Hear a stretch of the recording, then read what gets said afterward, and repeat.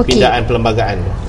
Okey, jika kita lihat apa yang berlaku di Johor, ya, jika kita bandingkan dengan konsep sebenar pemisahan kuasa ini, kita pendapat peribadi saya ialah kita dapat lihat dengan jelas bahawa di mana kuasa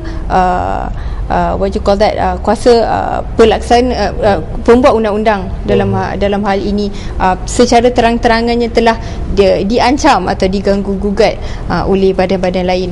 Dan ini kami pihak jawatankuasa berpendapat jika kita tidak memberitahu rakyat bahawa that this is something that is wrong, rakyat takkan bangkit dan memberitahu ataupun tidak akan menyuarakan ketidakpuasan hati mereka, dan they may be ditipu. Mereka akan berpendapat they have the power to do that, so it's the right thing to do, because they don't know about the konsep sebenar pemisahan kuasa ini. They don't know that badan-badan di bawah Perlembagaan Persekutuan patut berfungsi secara bebas dan tidak patut masuk campur, tidak patut ada masuk campur di antara satu badan dengan badan yang lain seperti yang berlaku di Johor. If they know that, then rakyat sepatutnya raise this issue, and that issues, if everyone actually understands the concept, it shouldn't happen in the first place lah. Jadi itu pendapat saya. Jadi itu yang pentingnya, maknanya rule of law, ya. Yes. Negara keluaran perlembagaan. Yes. Jadi sekiranya kita melihat berbagai apa yang berlaku ni, seperti di Pang, seperti di Johor, seperti di Perak ni. Jadi apakah pada pendapat saudara Daniel natijahnya ataupun the end result bagi dari segi penilaian rakyat terhadap prestasi kerajaan itu sendiri? Dari segi the rule of law, kedaulatan undang-undang, maaf, bukan keluaran perlembagaan, sangat rakyat akan mempunyai pendapat sendiri kerana rakyat sendiri tidak memahami konsep kedaulatan undang-undang. Jadi it's not my place memangnya untuk memberi pendirian saya mengenai apakah persepsi rakyat terhadap peranan kerajaan dalam memastikan kedaulatan undang-undang terdapat kedaulatan undang-undang. Apa yang kami ingin mencapai sememangnya, jawatankuasa kami ingin mencapai sistem yang sememangnya menghormati sistem keluaran perlembagaan. That is our objective, that is our prime objective, to go back to the true meaning of the rule of law. Kami berpendapat bahawa sistem ni it's been watered down, and that is what we want to go back to. Dan kami bermula dengan mendidik rakyat mengenai apakah sistem ni, apakah manfaat sistem ni, apakah kesan-kesan sekiranya kita tidak menghormati sistem ni. Dan sistem ni it's closely tied in with konsep pengasingan kuasa dan konsep check and balance, sistem seimbang dan imbang.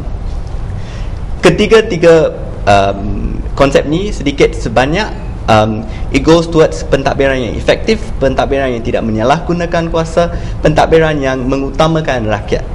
So that is what we want to achieve from this. Dan kita melihat bahawa sikap flip-flop, kan, kita melihat dari segi sejarah kita imbas kembali, kan.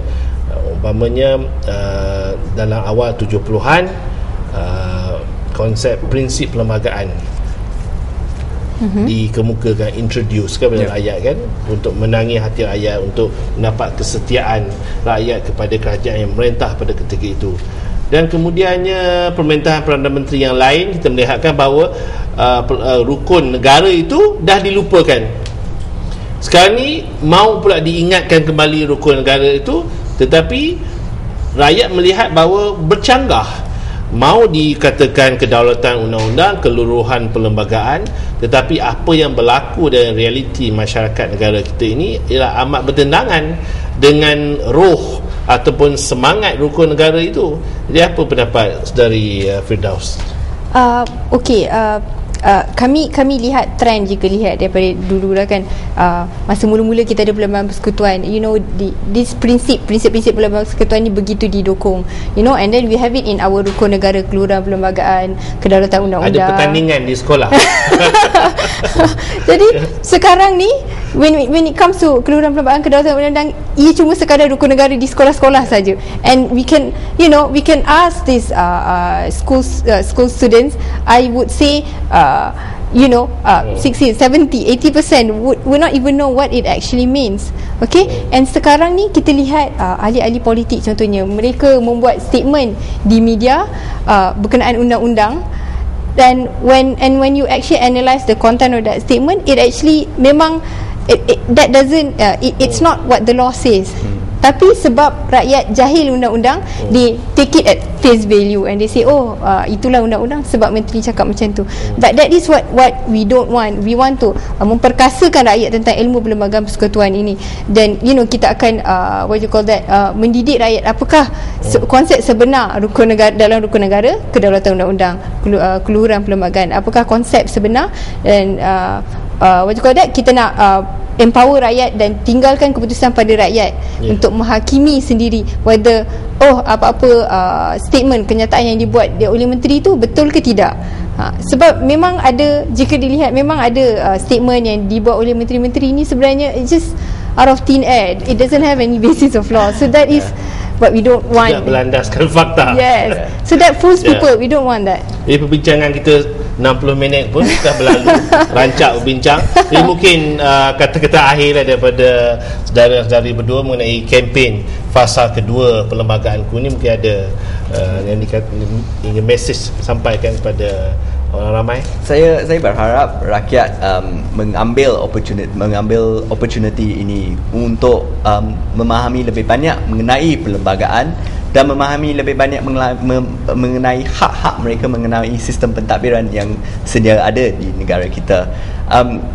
Kita tidak boleh we cannot keep complaining. Kita tidak hanya boleh membuat aduan mengenai sistem politik kita atau sistem kehakiman kita atau sistem eksekutif kita kalau kita if we don't do anything about it. Jadi ini adalah opportunity baik untuk rakyat mengambil inisiatif untuk meneliti sedikit sebanyak mengenai perlembagaan anda dan perlembagaan saya, untuk memahami hak-hak anda dan untuk memastikan kerajaan bertindak untuk kebaikan anda dan saya. Saya berpendapat bahawa sebab kempen ini dia punya jangka masanya adalah 2 tahun. Jadi harapan saya supaya kesan atau impak daripada kempen ini tidak hanya terhenti setakat 2 tahun itu sajalah. And I mean, saya faham saya memahami kegelisahan rakyat when it comes to nak memahami undang-undang. Undang-undang ni rumit, undang-undang ini hanya memihak kepada salah satu salah satu pihak saja, bukan untuk kebaikan rakyat. I would say memang sangat mudah untuk kita mengkritik, tapi bukankah pendapat rakyat akan lebih dihormati kalau kritikan itu berlandaskan undang-undang? It's substantiated by law, by knowledge of the law, and itulah yang kita nak cuba promosikan ataupun memberitahu kepada rakyat bahawa pengetahuan undang-undang ini adalah untuk kepentingan rakyat sendiri, bukan untuk kepentingan siapa-siapa.